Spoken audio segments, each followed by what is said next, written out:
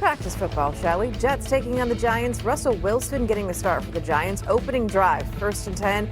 Their own 19. Wilson has time. Wilson deep across the field. That is Bo Collins. Collins, a man on a mission, a man down at the 1. 80-yard gain. And a touchdown. Second quarter, it's not Jaxson Dart in for Wilson. Dart, screen.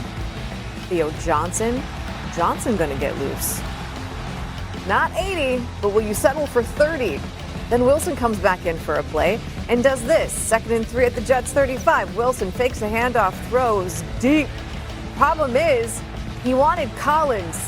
Quantez Stiggers does not play for the Giants, sir. Wilson, frustrated. Don't say that I blame him. Let's bring back Dart. Dart fakes the toss, finds Greg Dulcich. That is a score.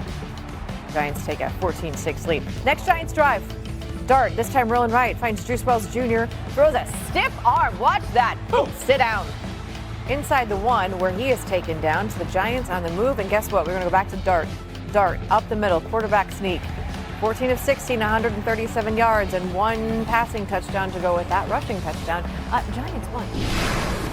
It is the definition of a quarterback competition out there for the Colts. Daniel Jones, Anthony Richardson. We'll start with Jones, opening drive, 2nd and 10, and a fumble. Less than ideal start to the drive. It was a rough one. Colts punt. Next drive, Jones still in there, trying to spin it. Does so to Michael Pittman Jr. Nice little snag on the sidelines, fights for some extra yardage, a 22-yard gain on 1st down later in that drive. 1st and 10, Jones to Tyler Warren. Nice deep ball down the left sideline for 25 yards. They would get a field goal out of that. Jones would finish the day 7 of 11 with 101 and 2 drive. Second quarter was AR's time. 1st and 10 from their own 31. Flashing the arm talent, finding Drew Ogletree for 21 yards. Same drive, 3rd and 9, money down. And this is the natural ability that kind of sets Anthony apart. Able to step up, get a 9-yard gain on 1st down, his only rush of the game. A few plays later, hand it off to the running back to do the dirty work. Anthony Richardson finishes solid day. Colts lose, though. Let's bring in Louis Riddick. Look, Shane Steichen said after that Colts game that he will name, and I quote, his QB1 soon. Soon has different meanings for all of us. Who would you pick between Anthony Richardson and Daniel Jones to be your starter?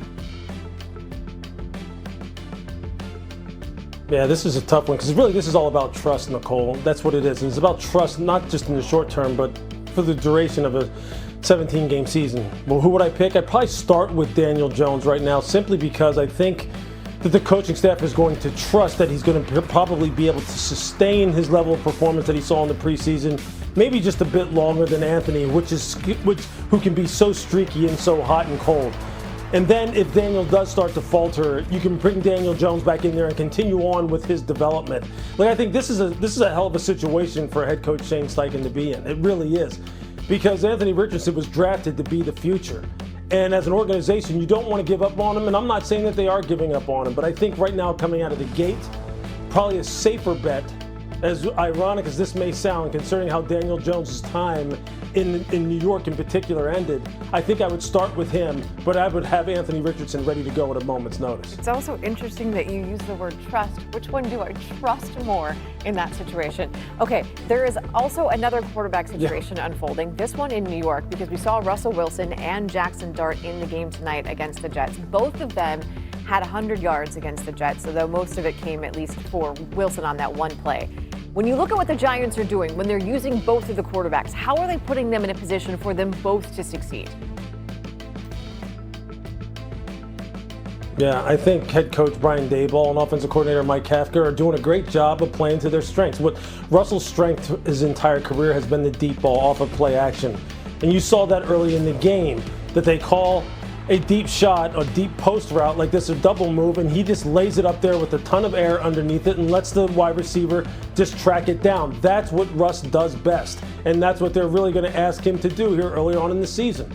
I think for Jaxson Dart, it was even more on display as far as them trying to get the rookie comfortable. What was his offense like down at Ole Miss? It was a lot of tempo, a lot of hurry up, and it involved him being in the gun, using a lot of different ball handling in the backfield in terms of maybe fake pitches, attacking the seams down the middle of the field, getting the ball out of his hands fast, and also utilizing his legs when need be, and allowing him the freedom to do that. You're seeing all this stuff come to fruition here in New York in terms of Jaxson being utilized in that way and then having success. I think that's exactly what coaches are supposed to do, and that's why I don't think it'll be long. And this isn't to be disrespectful to Russell, but I don't think it'll be long before Jaxson winds up playing for this football team this year, because he really does seem to be on a real sweet learning curve right now and on his way to being QB1. It'll be interesting to see how they use them. Look, we don't get Lewis a lot on this show, so we're going to make him stick around for another segment. He wants to talk rookies.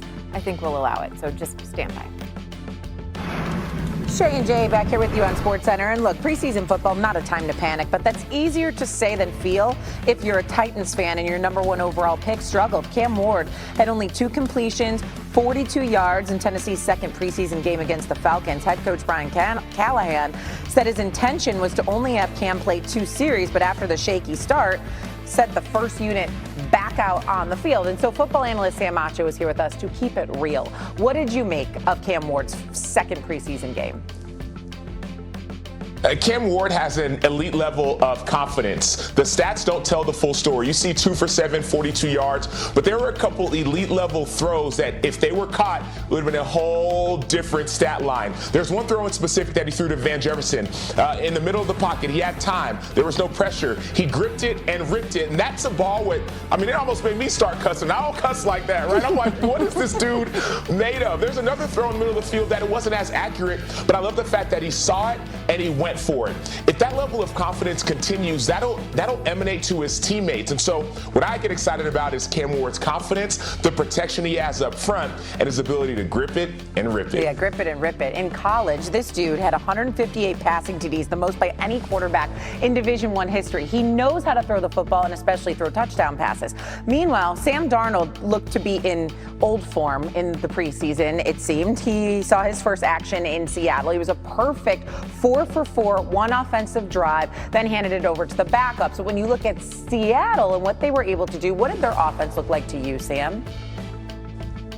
It looked like a typical Clint Kubiak type of offense. A lot of outside zones, a lot of fullback split zones, and a lot of confusion for defenses. I played in the NFL for 9 years. This type of offense was the most difficult offense I had to go against, specifically when they had it in San Francisco. Sam Darnold looked like he was in mid-season form, whether it was going to guys like Elijah Arroyo or the offensive line, making sure that the running backs got able to have a great opportunity. This offense, I think, will be very difficult to stop or slow down if Darnold plays the way that he does, and the offensive line and tight ends continue to block the way they did as well. I feel like the Sam Darnold in Seattle situation is one that so many of us have not talked a lot about, but we'll be keeping a close eye on.